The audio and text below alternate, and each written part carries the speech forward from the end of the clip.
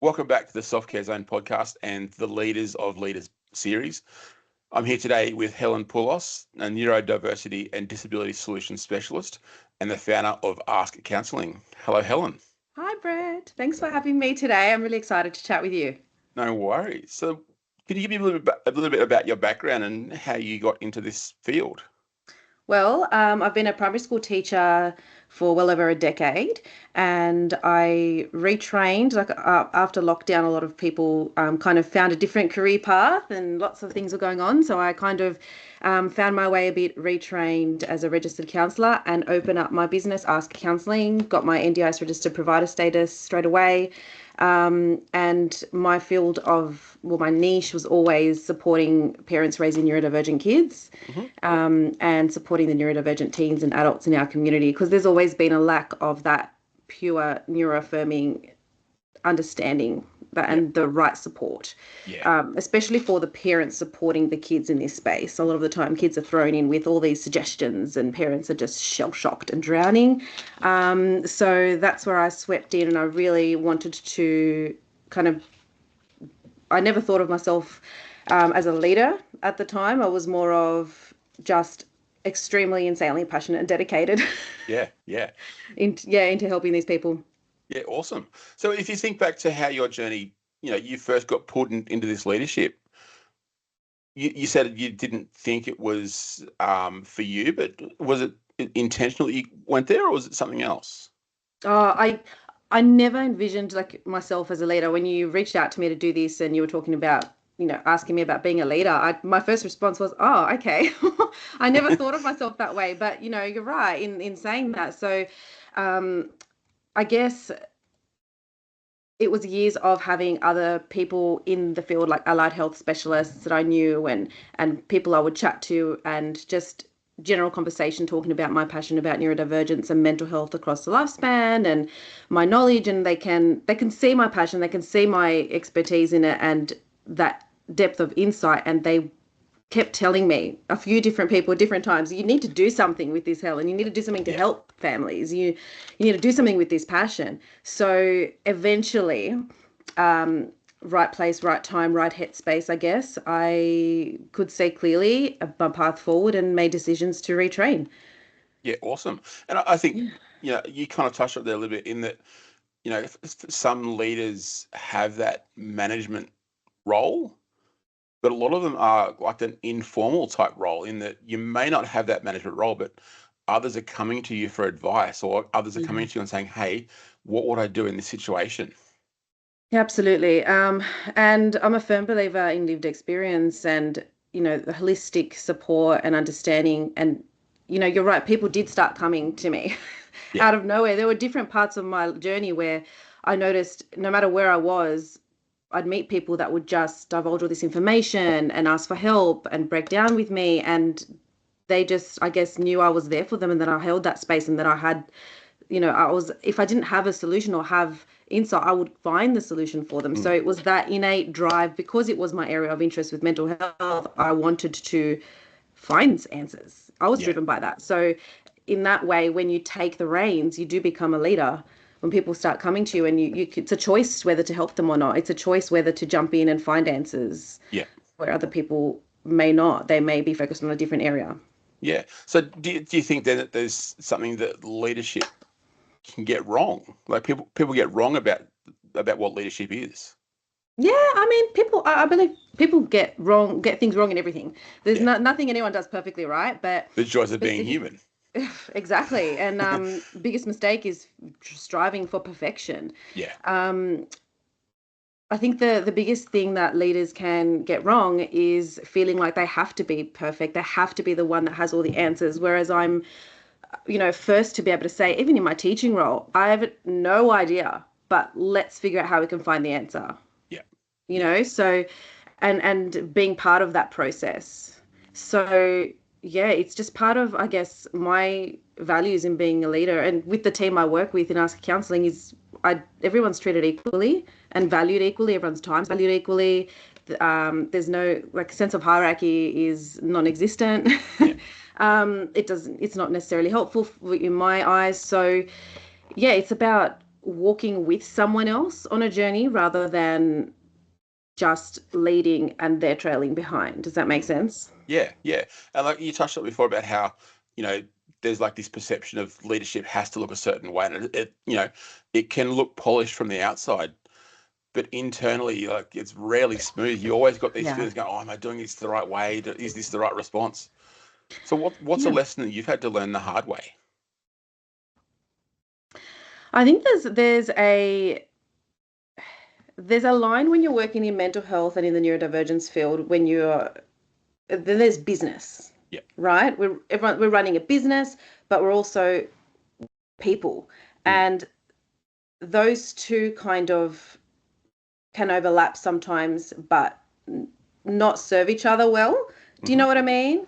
Yeah. So I try to treat people like people, Yeah. and sometimes there's just bits and pieces around all that. And it sounds very vague, but it kind of is very vague. It's hard to be specific, but um, sometimes you need to be a business, Mm. but it may not align with your feelings Yeah. of how you would like things to run. But at the end of the day, you need to have a good balance of both. And does that make sense? Have I answered your question, Brett? Yeah, What's your yeah. question? I've forgotten it. So I was talking about, Just, something that you've had to learn from a hard lesson because it's, leadership can look polished on the outside, but internally you've got these struggles of, mm, how was this the right way to go about it, or did I make the right call? yeah, yeah. And look, sometimes when you're talking about one-on-one with clients, every person that's a specialist, we need to have our own supervision and our own leader to look up to, a Yeah. mentor. So it's leading back on that, and I'm always chatting to mine and just touching base back and forth. But if there's ever an issue, like I said, I'm not perfect and I own that. So I'd Mm. always go back to the client and say, can we have a quick chat? Look, I want to just run over this, and just being open and honest. And I think the community really appreciates that. Yeah. Yeah. And like I was saying before we started recording, is that, it's that raw and honest that people get the most out of. Yeah, it's the Yeah. genuine thing, and people feel more relaxed. And to be honest, I mean, I'm just me. Yeah. There's no, people put on a facade or something sometimes, and they go, I can't do that, and It's I just don't too want much to. effort, too much mental load to be able Oh, to it's keep that up all the exhausting. time. Absolutely. And so Yeah. that means that sometimes, fluctuating capacity is a genuine, daily occurrence. So, Yeah.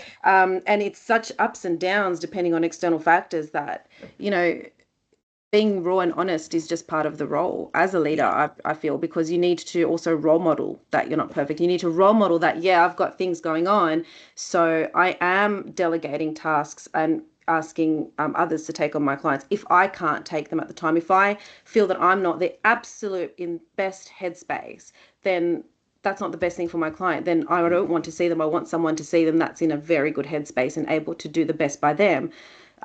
People come to me and I'll be able to, identify if anyone on my team can support them, if any kind of specialty they haven't considered yet that might be helpful for them. But if that's not under my business, then that's my duty Mm. morally, but also ethically in business to pop them on to someone else. And I might refer them to a colleague that's not in my business. So if that's the right thing for the client. So that's part of the whole business, but also not running always as just business mind, as I'm doing what's best for my participants at the end of the day. Yeah. So, you talked about, delegating to some of your team or to, you know, a person who's in a better frame of mind than what you might be for the day. So how do you encourage self-care or balance in the people that you lead then? Well, everyone's got their own, availabilities that they, want to work, and we're very flexible.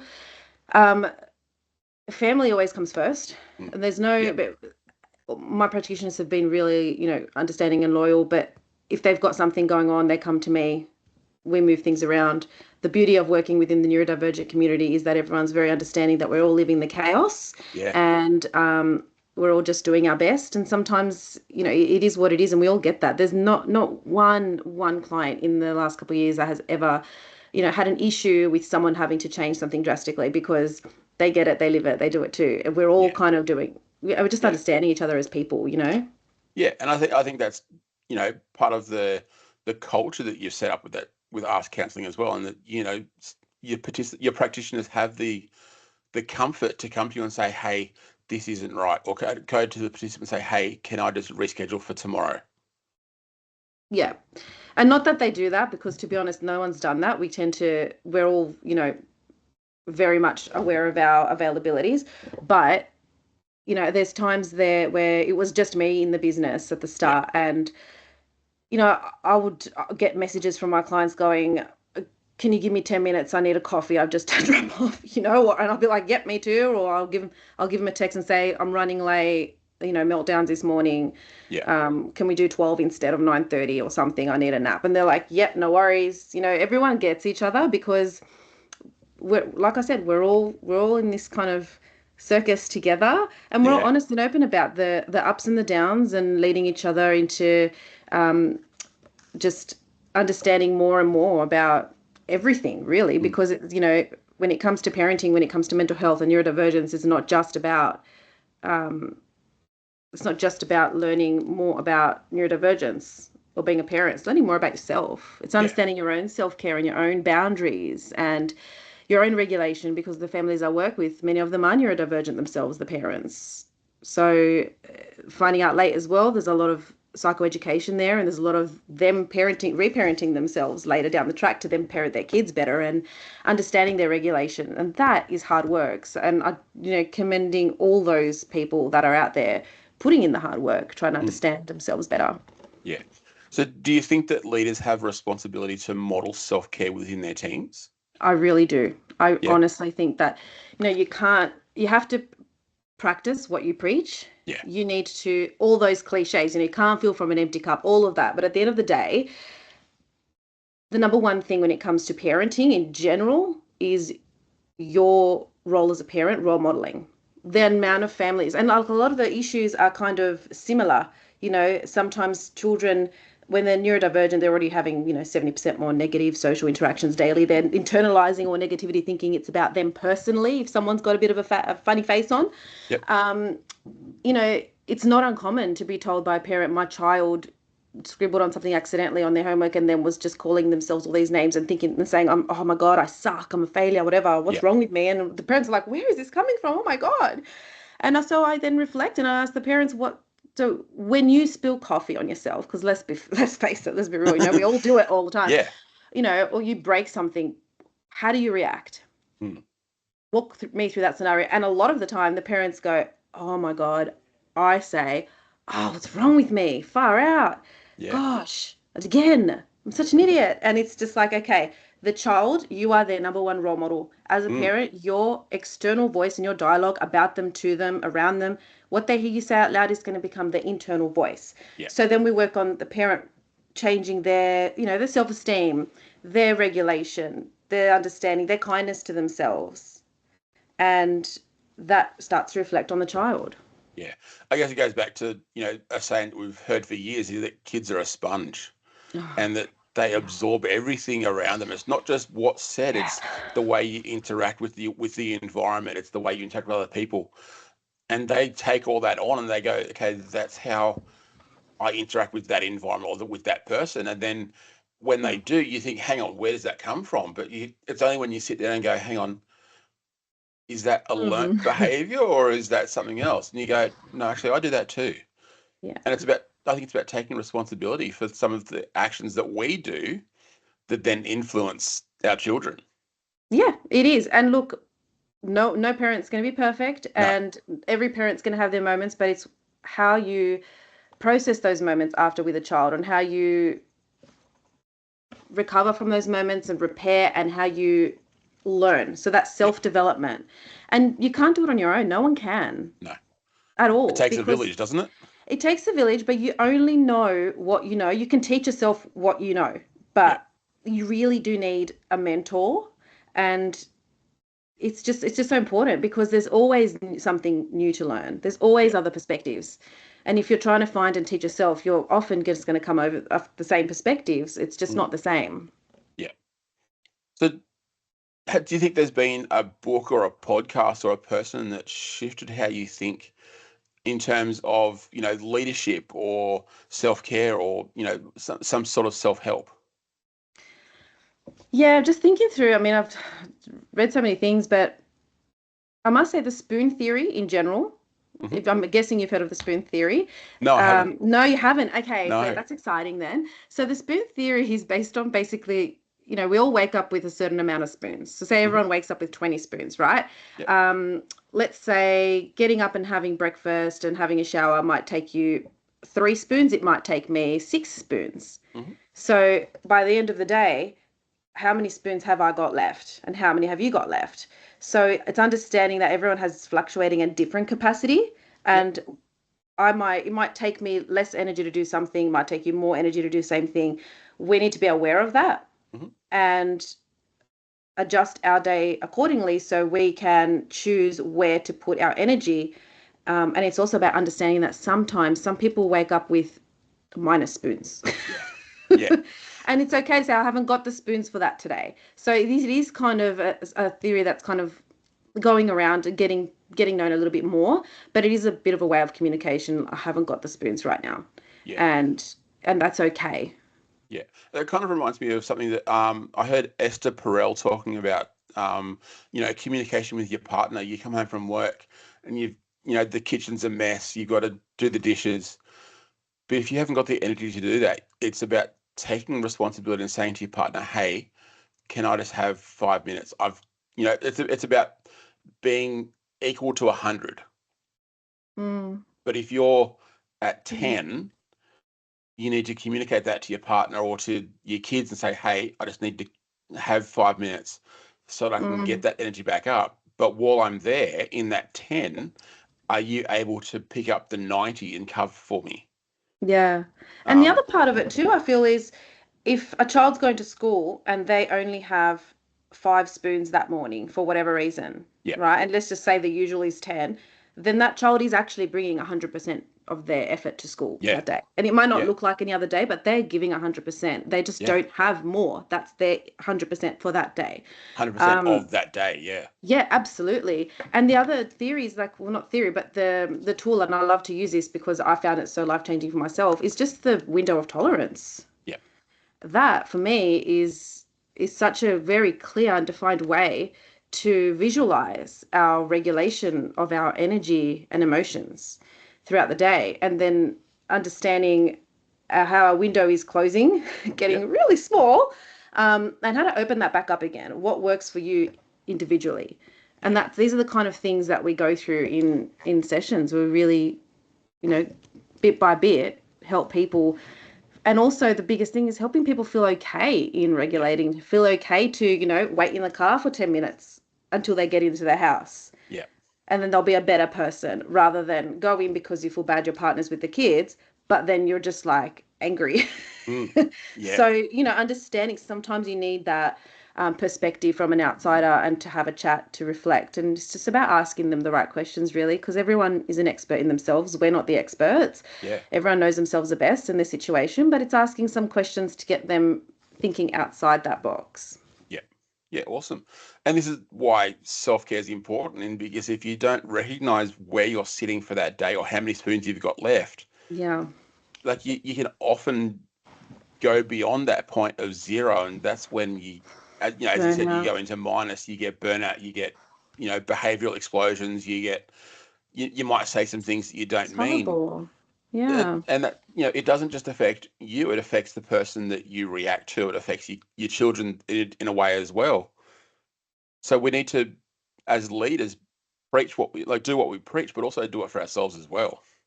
Absolutely. We can't help and be a leader to our team if we are burnt out Yeah, and you know and I think a big challenge is that without the external support, people don't realize sometimes that they are burning out. yeah, yeah, Even psychologists need psychologists. yeah, Everyone needs their own therapists. yeah, And it's just so essential. yeah, absolutely. So I like to end everything with, the same question. Everyone gets to answer the same question. And that question is, what's the biggest tip that you give someone when it comes to self-care? Start every day with movement if you can. Yep. And this is just general, but find what energizes you and do that. Yeah. Whatever it is, find what really ignites that fire in you and something that you'll talk about all the time, no matter what the situation, and make that your daily. Yeah. Yeah. Awesome. All right. Thanks for joining, Helen. If people want to get in contact with you, I'll put Helen's details in the show notes. And thanks for joining me. Thanks so much, Brett. It was Awesome. such a good Thank you. chat. Yeah. All right. And if this podcast has benefited you at all, I'd like to invite you to share it with someone who might need to hear it. And as always, if you can't look after yourself first, you can't look after other people. That's right. Thanks. I'll see you next time. Bye, Brett.